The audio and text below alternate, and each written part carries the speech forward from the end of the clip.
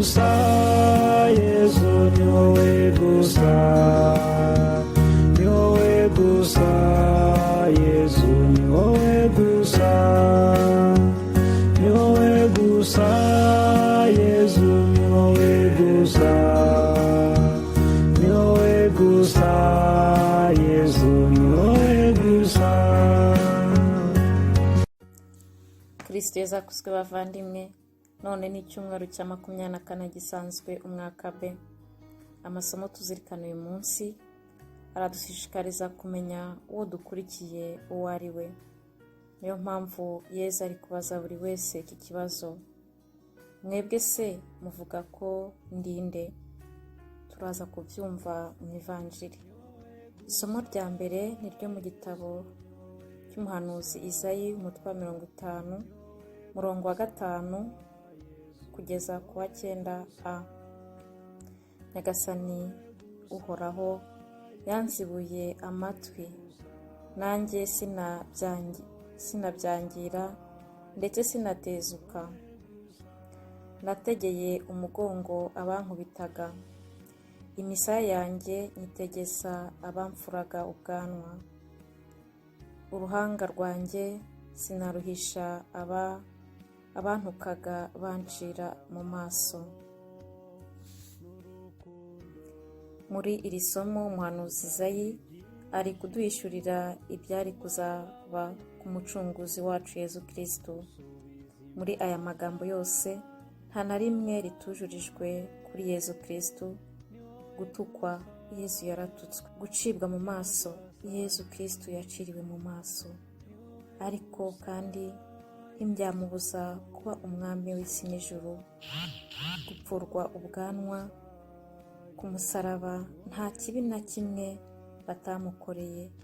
Ariko muri ibyo byose nuko atigeze abumbura umunwa ngo asubize abamutukaga cyangwa se ngo abarebane indoro mbi. Habe no ku musaraba, igihe byari bikomeye, ntabwo Yesu yigeze ahinduka, yakomeje kuba urukundo rusa. Yesu uyu munsi aratwigisha guca bugufi, tukemera kuba ya nsina ngufi icibwaho urukoma n'ubonetse wese, kandi tukaba na ka gasambi kemera kunyurwaho na buri wese. Tukemera gutukwa ariko ntidusubize, tukarebwa nabi ariko ntitugire uwo tureba nabi. Iyi nzira umuhanuzi Izayi atwigisha ni inzira inyurwamo n'uwemera Kristo wese. Ntabwo twemera Kristo kugira ngo dukomerwe amashyi aho tunyuze hose, oya. Gukurikira Kristo ni ukwemera gusangira nawe byose, mbese tugasangira akabisi n'agahiye. Tukemera gusangira nawe akabisi n'agahiye mu bwiyumanganye. Icyo adusezeranya mu kuba umukristo ntabwo ari uvuga ngo bidutandukanye n'imibabaro, oya. Icyo adusezeranya ni uko igihe cyose ari kumwe natwe, ibitubayeho byose byaba byiza cyangwa bibi, Yesu ari kumwe natwe, ntadutererana. Nta mpamvu rero yo kugira ubwoba ngo dutinye umusaraba, ngo dutinye kubabara. Icy'ingenzi ni ukumenya kwakira ibitubayeho byose, kandi tukamenya kubyitagatifurizamo. Burya ntawe uhitamo ibimubaho cyangwa se ibizamubaho, ariko dushobora kubiha icyerekezo ibitubayeho, maze bigatubera inzira y'umukiro n'ibyishimo by'iteka. Niyo mpamvu mu isomo rya kabiri turasanga mu ibaruwa ya Mutagatifu Yakobo, umutwe wa 2, murongo wa 14 kugeza kwa 18, tubona ukuntu ukwemera kwacu kugomba guherekezwa n'ibikorwa. Yego, ushobora kuvuga uti ndi umukristo, ndasenga, ariko ni ngombwa ko n'ibikorwa ukora bigaragaza uwo uriwe. Burya baravuga ati agasesekaye ku mutima, akari ku mutima agasesekara no ku mubiri. mpamvu niba uri umukristo ukaba Yesu agutuyemo, ni ngombwa ko n'ibikorwa ugaragaza inyuma birangwa n'urukundo, ukabona ko wa muntu nyine afite imizi muri Yesu.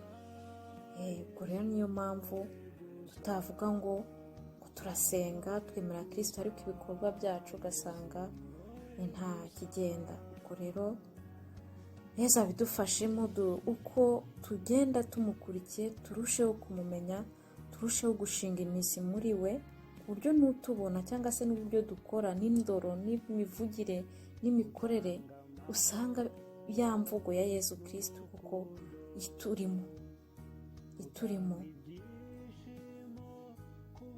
Ntitukabe vraiment abakristo b'amasengesho gusa ariko nta bikorwa. Yesu abidufashemo, turusheho kumumenya no kwera imbuto nziza z'urukundo, kandi turusheho kumumenya nk'uko nyine ari kubitubwira mu ivanjiri. Ntabwo wakunda utazi, umukunzi utamuzi wamumenya igice, nta nubwo wamuha urukundo uko rugomba. Ibyo rero tugiye kumva mu ivanjiri ya mutagatifu Mariko umutwe wa 8 umurongo wa 27 umurongo wa 35, ahari kubaza buri wese ati mwebwe se muvuga ko ndinde? Yatangiye abaza ikibazo avuga ati abandi bavuga ko ndinde, bati uri Yohani Batista, bati uri Eliya, abandi ati uri umuhanuzi. Ariko se mwebwe ko twagendanye, mwebwe ko twasangiye kugeza uyu munsi muvuga ko ndinde? Nuko Petero arasubiza ati uri Kristo, bisobanuye ngo uri uwasizwe amavuta. Ni byiza ko dukurikira rero bavandimwe uwo tuzi, atari uko twamwumvishe gusa cyangwa se bamutubwiye. Yego ababyeyi bacu baramutwigishije, baduhesha amasakramentu, twiga muri gatigisimu, ibyo byose byakinguye amarembo.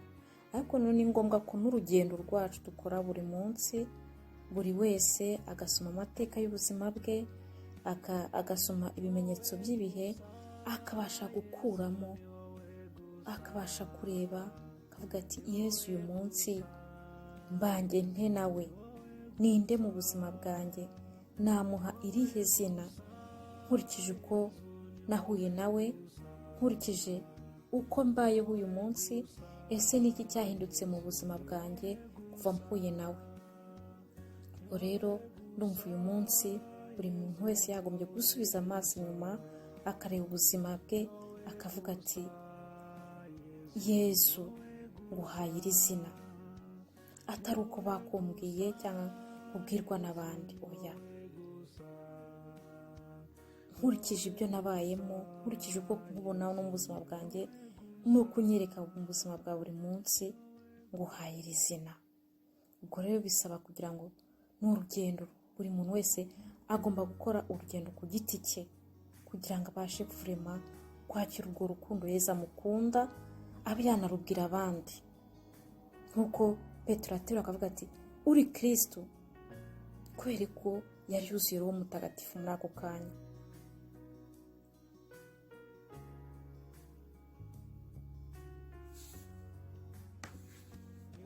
Mwebwe se muvuga ko ndinde?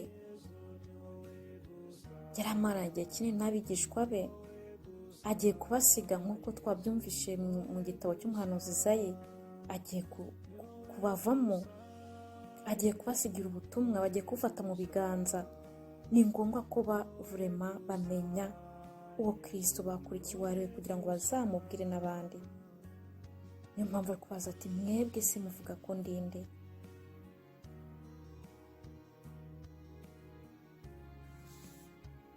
Nubwo rero iki kibazo ari ikibazo tuzasubiza mu buzima bwacu bwose kugeza tuvuye muri iyi si, kuko buri munsi Yesu agenda atwiyereka, kandi akatwiyereka mu buryo butandukanye. Nk'ubu igisubizo natanga nkiri muri novisiya, ntabwo ari cyo natanze ngeze